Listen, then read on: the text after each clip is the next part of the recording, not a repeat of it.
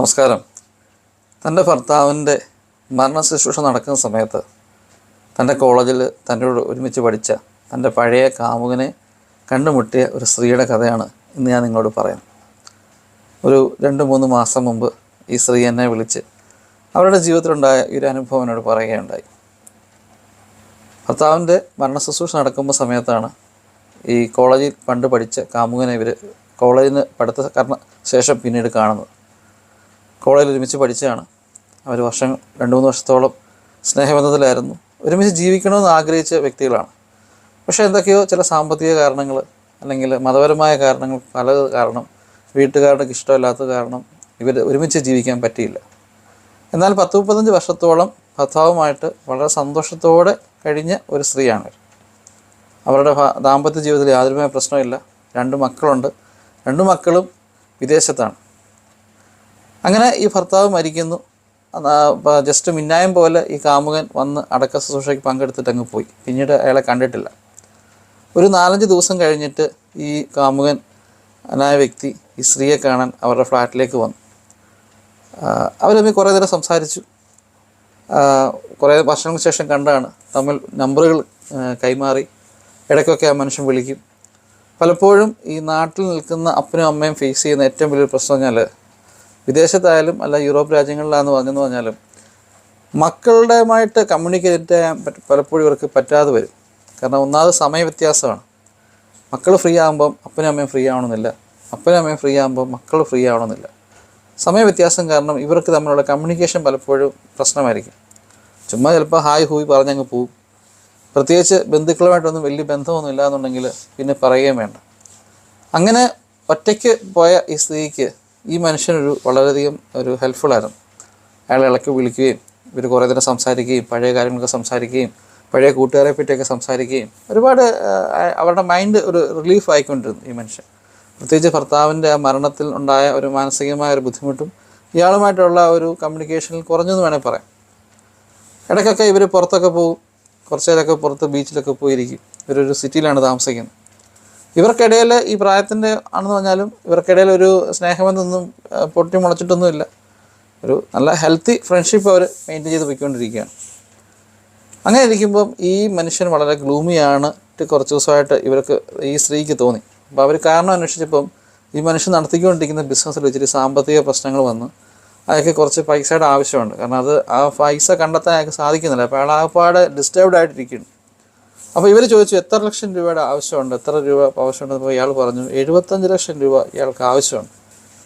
അപ്പം ഈ 75 ലക്ഷം രൂപയുടെ പ്രശ്നം സോൾവ് ആയിക്കഴിഞ്ഞാൽ അയാൾ ഓക്കെ ആവും. അയാൾക്ക് പെട്ടെന്ന് തന്നെ ഒരു 2-3 മാസം ഇടയിൽ പെട്ടെന്ന് ഈ പൈസ തിരിച്ച് റീഫണ്ട് ചെയ്യാൻ പറ്റും. അല്ലെങ്കിൽ അയാളപ്പോൾ പല രീതിയിൽ അയാൾ അന്വേഷിച്ച് നോക്കിയിട്ട് അയാൾക്ക് സാമ്പത്തികമായിട്ട് ആരും സഹായിക്കുന്നില്ല. കാരണം ബാങ്കൊക്കെ നോക്കിയിട്ടൊന്നും ഇയാൾക്ക് അത്ര ഒരു എമൗണ്ട് അയാൾക്ക് കിട്ടുന്നില്ല.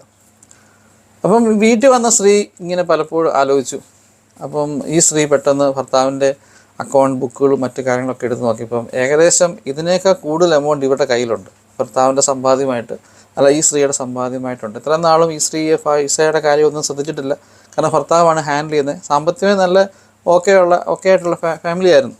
പക്ഷെ ഭർത്താവ് മരിച്ചു കഴിഞ്ഞപ്പം ഇവർ നോക്കി കഴിഞ്ഞപ്പോൾ ഇവർക്ക് മനസ്സിലായി ഇതിനേക്കാൾ ഇയാൾക്ക് ആവശ്യമുള്ള കാശിനേക്കാൾ കൂടുതൽ പൈസ ഇവരിലുണ്ട്.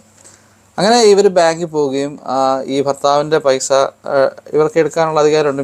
മ്യൂച്വൽ അക്കൗണ്ടൊക്കെയാണ്. അങ്ങനെ ഈ കാമുകന് ആവശ്യമുള്ള 75 ലക്ഷം രൂപ ഈ സ്ത്രീ കൊടുത്തു.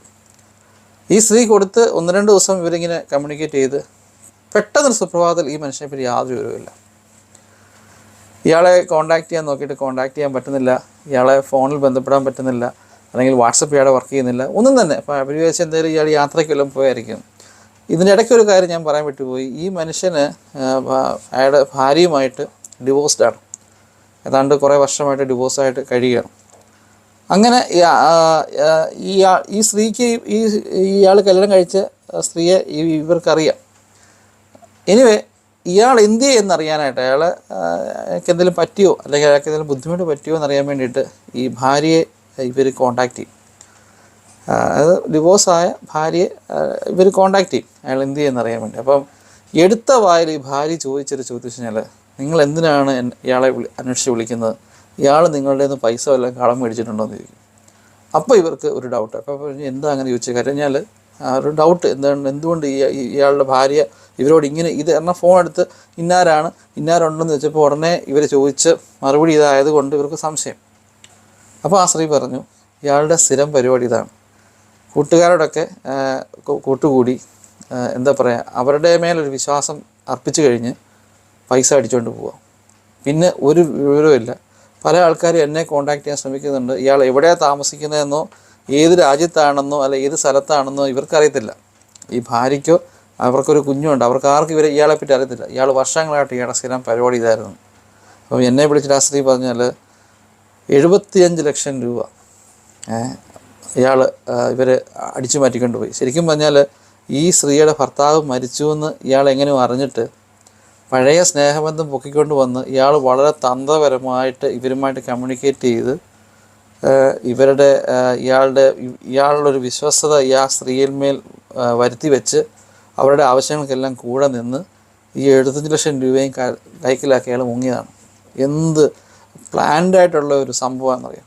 എന്നോട് പറഞ്ഞു, അവർ പറഞ്ഞു കഴിഞ്ഞാൽ മക്കളോട് പോലും പറയാൻ വയ്യ സാറേ, എനിക്ക് നാണക്കേടാണെന്നോ ഇത്രയും പ്രായത്തിനിടെ പറ്റിയ ചതിവാണെന്നോ, ആര് കേട്ടാലും എന്നെയല്ലേ കുറ്റം പറയത്തുള്ളൂ, ഞാൻ ഭർത്താവ് മരിച്ചിട്ട് കാമുവിൻ്റെ കൂടെ കറങ്ങാൻ പോയതാണെന്നല്ലേ ചിന്തിക്കത്തുള്ളൂ, ഒരിക്കൽ പോലും ഞാൻ അങ്ങനെ ചിന്തിച്ചതല്ല, അയാളൊരു നല്ലൊരു സുഹൃത്തായിരിക്കും, എനിക്ക് നഷ്ടപ്പെട്ടു പോയ എൻ്റെ ഒരു സുഹൃത്തിനെ തിരിച്ച് കിട്ടിയല്ലോ എന്നൊരു സന്തോഷത്തിലൊക്കെയാണ് പോയെന്നൊക്കെ അവരോട് പറഞ്ഞു. ലാസ്റ്റ് എനിക്ക് അവരൊത്തിരി കാര്യമൊക്കെ ചെയ്തു തരണം. എനിക്ക് ഒന്ന് സങ്കടം തോന്നിപ്പോയി. എന്തൊരു അവസ്ഥയാണെന്ന് നോക്കണം. ഞാൻ പറഞ്ഞു എന്നറിയാം, മനുഷ്യനെ വളരെയധികം സൂക്ഷിച്ചു വേണം. ഏത് രീതിയിൽ എങ്ങനെ ഒരുത്തനെ എന്തിൻ്റെ കയ്യിലിരിക്കുന്ന കാശ് ഇപ്പുറത്താക്കാമെന്ന് ചിന്തിക്കും. അതിന് എന്ത് ബന്ധവും പറഞ്ഞുകൊണ്ട് പലരും വരും. അതിനൊരു ഉദാഹരണമാണിത്.